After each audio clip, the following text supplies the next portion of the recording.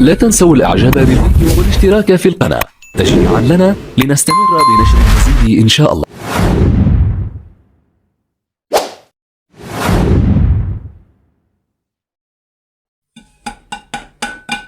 بصوا كده عشان تنزل كويسة. بصوا بسم الله الرحمن الرحيم. بسم الله، الله أكبر.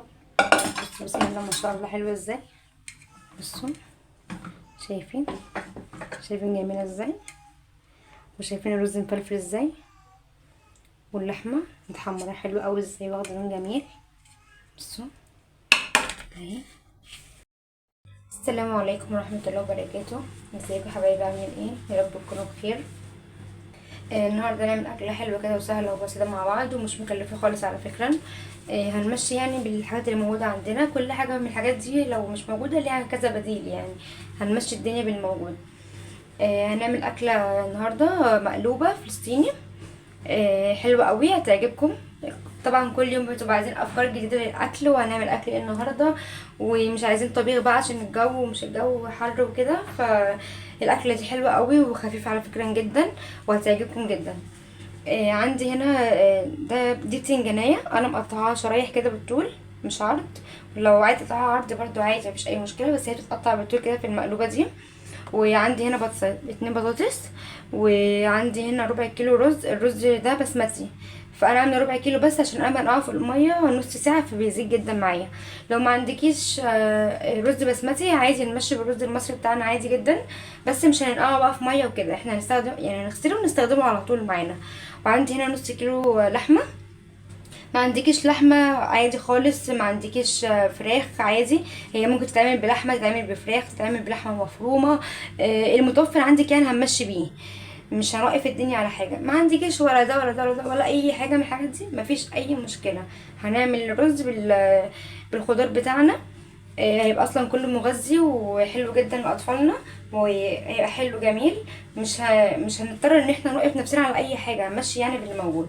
وعندي هنا طماطميه متقطعه شرايح كده، وعندي هنا قرن فلفل رومي احمر وواحد اخضر نقطعه، ولو في اصفر تمام، مفيش اصلا خالص مفيش اي مشكله. عندي هنا التوابل بتاعتي. عندي معلقه فلفل اسمر، معلقه كمون، معلقه بهارات، معلقه كاري، معلقتين قرفه، معلقتين كركم. ما عندكمش القرفه او البهارات ايا كان حاجه، بس لو بسيطه من دول مفيش اي مشكله. باقي التوابل بتغني يعني وبتمشي الدنيا وبتبقى حلوه جدا، مش هتحسسك بفرق جامد يعني. وعندي هنا معلقه حبهان على لورا على قرنفل، انا طحناهم مع بعض عشان بيدوا طعم حلو جدا، وهي مطحونه اكتر ما هما كمان صحاح. وعندي معلقه كزبره، وعندي هنا شويه مستكه انا بشراها يعني. بس لو عندك مثلا اي حاجه من الحاجات دي ناقصه من التوابل، مفيش اي مشكله عادي، ممكن تحط واحده ماجي هتغنيكي هنا عن باقي التوابل اللي ناقصه، بتمشي الدنيا يعني وبتدي طعم حلو جدا على فكره. تعالوا بقى مع بعض عشان نقلي الحاجات دي سوا، واقول لكم هنعمل باقي الحاجه ازاي يعني. انا البتنجان ده كنت حاطه له ملح عشان خاطر يطلع الميه اللي فيه. هنشف بقى الميه بتاعته كده، وهنقلي بقى على طول، بس عشان ما يغرقش بس الدنيا زيت، ولازم يطلع ميته كده اهو. بصوا عشان حطيت له الملح فهو طلع كل الميه اللي جواه اهو. تعالوا بقى نقليه كده ونعملها سوا. وهنا بقى نحضر اللحمه مع بعض.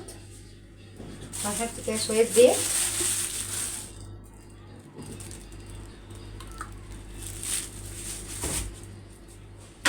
واحط معلقه سمنه،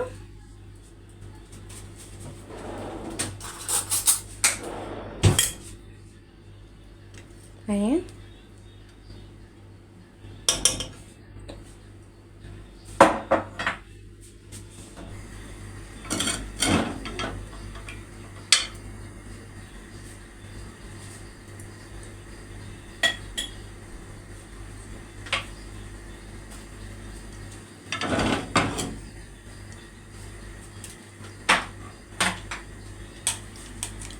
وهنزل باللحمه معاكم.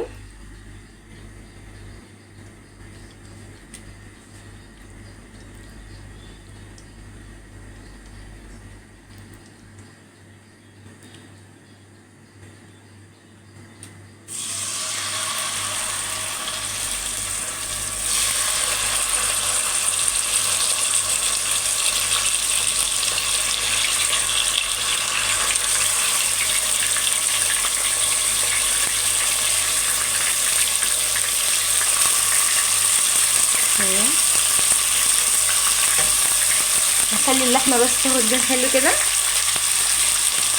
احط لها بصلايه اهي، احط لها ورقتين لورا كده،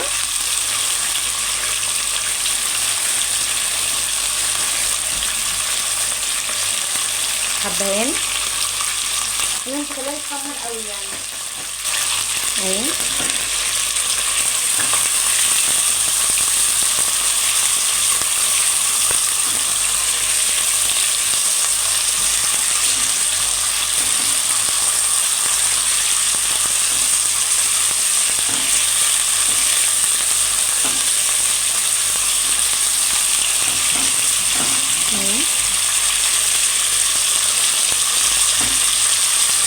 بحط بقى فلفل حامي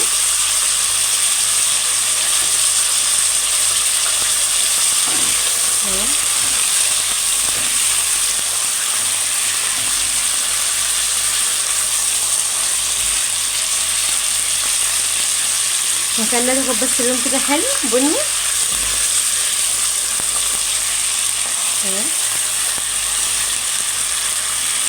نحمرها طيب عشان متطولش الفيديو عليكم، وارجع لكم تاني. رجعت لكم تاني بعد ما حمرت اللحمه اهي.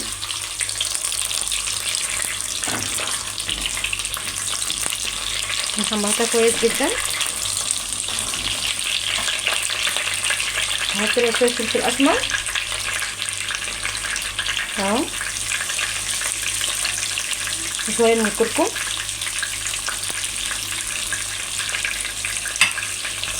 وشويه من القرفه، واقلبها كده مع بعض اهي.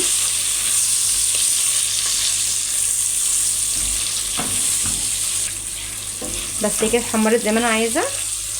هطلعها بقى. بصوا لونها حلو ازاي.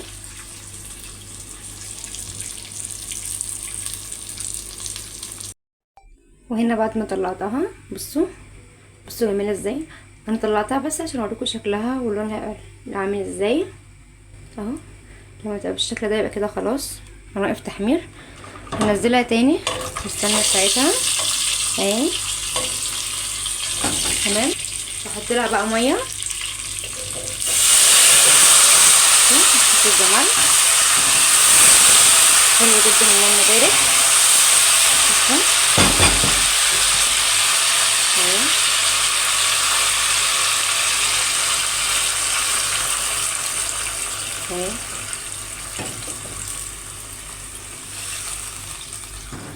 هتعمل لكم احلى شوربه. انا حطيت لها تتحمر شويه قرفه وشويه كركم عشان يخليها تاخد اللون الحلو ده اهي. وهنا سخنت لها الميه لان هي اصلا كده كده سخنه يعني.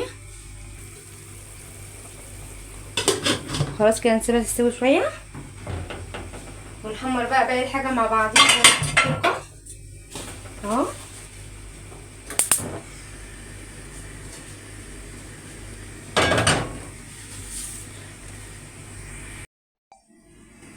وهنا بقى بعد ما عملنا اللحمه خلاص هنحمر الحاجه سوا. بصوا البطاطس بتقطعها شرايح. انا ملحها هحط لها الملح بتاعها كله. هنزلها بقى في الزيت اهي. بصوا يا بناتي مخدتش وقت خالص وسهله جدا. جربوها وان شاء الله تعجبكم. مش هتبطلوا انتوا تعملوها على طول اهي. هحمرها وارجع لكم تاني عشان ما اطولش الفيديو عليكم.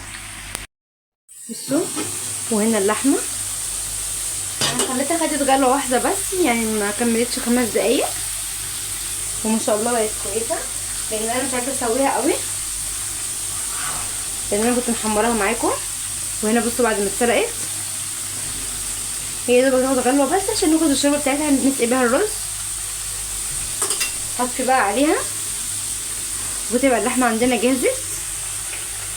تعالوا بقى نطلع البطاطس والبتنجان مع بعض. وهنا بعد ما البطاطس اتحمرت اهي. انا عايزه تبقى ذهبي كده اهو.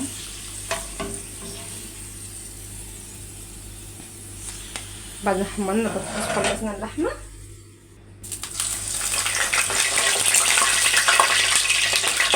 هحمر البتنجان طيب وارجع لكم تاني عشان ما اطولش الفيديو عليكم.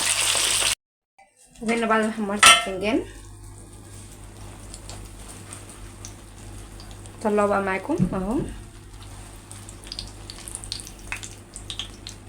وهنا بقى هنصفي اللحمه.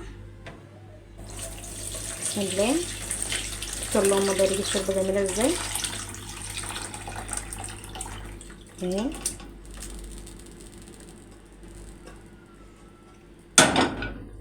اهي بصوا الشوربه حلوه ازاي. الشوربه غامقه كده لان انا حطيت فيها فلفل اسود وقرفه وشويه كركم، لان انا عايزه اللحمه تكون لونها بني كده، لو مدي على ذهبي شويه تبقى حلوه يعني. تمام اهي. بصوا عامله ازاي. وهنا هو عندي الرز اللي كان منقوع بقاله نص ساعه اهو. هننزل عليه بالتوابل بتاعتنا اللي قلت لكم عليها اهي.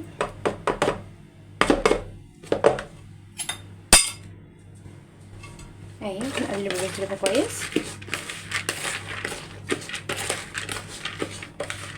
خلي الحاجه اللي تقلبي فيها الرز تكون غويطه شويه عشان تعرفي تقلبي كويس اهي.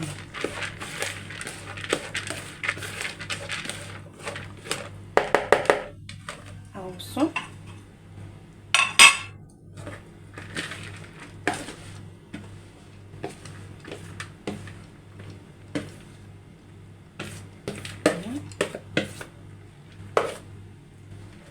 هنا عندي الرز بقى جاهز اهو بالتوابل. تعالوا بقى اوريكم هنرصه في الحله ازاي. وهنا بقى هنرص الحاجه مع بعض. هنا عندي الحله اللي سلقت فيها اللحمه. هي بصوا مكانها هنا سمنه عشان انا كنت محمره اللحمه في السمنه والزيت، فلسه في من تحت مكان زيت وسمنه. مش هحط سمنه تاني كتير، هحط حاجات بسيطه جدا عشان بس الحاجه ما تلزقش اهي. مش هكتر اكتر من كده. ما عندكش سمنه عادي شويه زيت مفيش اي مشكله عشان بس الحاجه ما تلزقش. وهنا احط الطماطم اهي.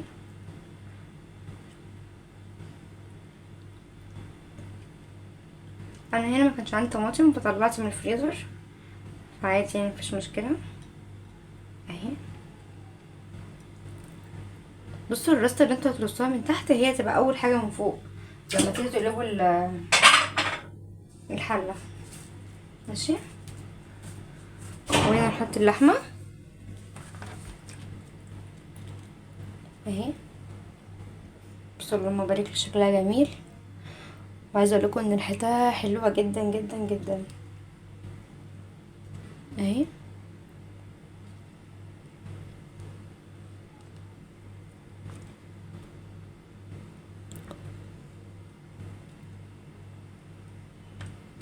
بس وهنرص بقى على البطاطس بالشكل ده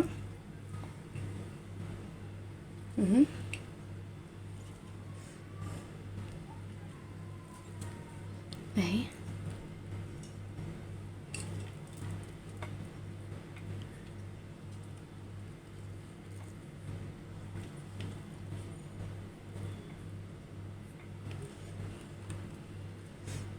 كل رصة هترصيها هي تبقى اول حاجة من تحت اهو. بس اللهم بارك شكلها حلو جدا وريحتها تحفة بجد. البتنجان بقى اهو. البتنجان هنقفه في الجنب كده كده اهو اهو.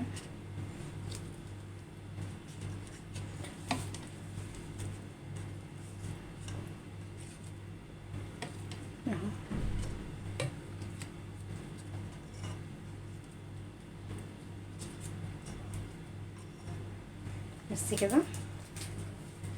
وعندي كمان هنا الفلفل الالوان.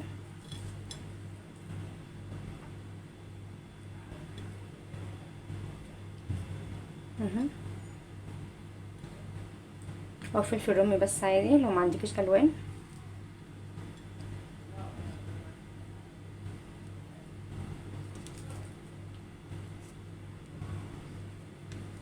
اهي اهو.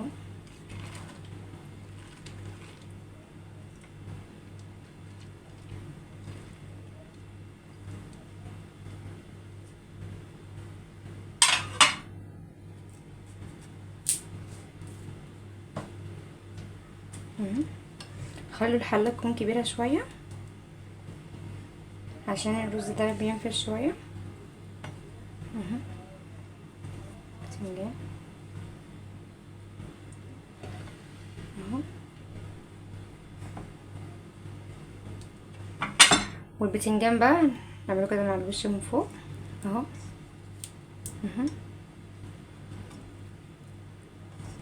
اهي. وهنساوي الوش بتاعها كده وننزل بقى عليها بالشوربه. نحط بس المعلقه كده. بصوا الشوربه جميله ازاي، بسم الله ما شاء الله. بصوا احنا مش هنكتر شوربه لان اكتر الحاجه بتاعتنا كلها مستويه، فاحنا هنحط بس شويه كده. والرز برده مش هياخد ميه كتير او شوربه كتير، يعني لو ما عندكش الشوربه تحطي ميه اهي. مش هياخد ميه كتير لان هو اصلا كنا نعينه في ميه فهو شارب ميه كتير فيستوي بسهوله يعني. هنحطها على النار واوريكم شكلها يبقى عامل ازاي. بصوا انا حطيتها على النار اهي. انا مش مكتره له ميه عشان زي ما قلت لكم الحاجه كلها مستويه يعتبر، هو الرز بس اللي هيستوي. هخليها على نار عاليه كده. اول ما الميه تتشرب كويس اقوم بقى موطيه عليها 20 دقيقه مش اكتر يعني. ووطي عليها كده تبقى كويسه وتشرب براحتها عشان بس ما يتحرقش ولا الرز ينشف او حاجه، وهتبقى زي الفل. هوريها لكم بعد ما تستوي. وهنا بعد ما الرز استوى بصوا حلو جدا ازاي، حلو ومفلفل مش معجن خالص وما خدش وقت خالص في التسويه. بصوا اهو. بصوا جميل ازاي. يلا بقى عشان نقلبه مع بعض. بسم الله اهو.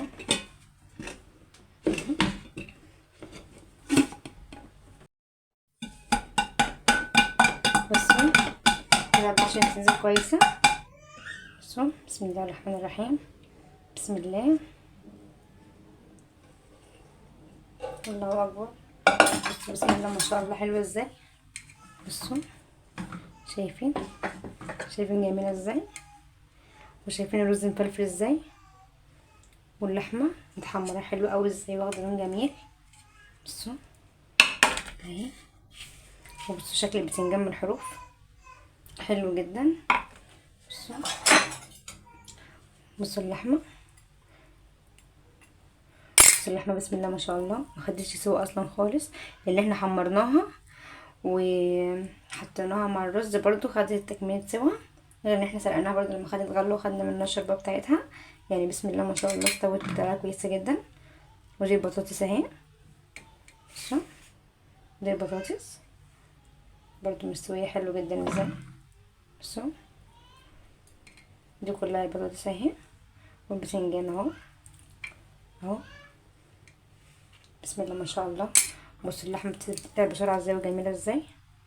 بصوا وده كان اكلنا النهارده، احلى مقلوبه. اتمنى ان انتوا تنفذوا الفكره، هتعجبكم جدا على فكره، وسهله وبسيطه ومش مكلفه خالص.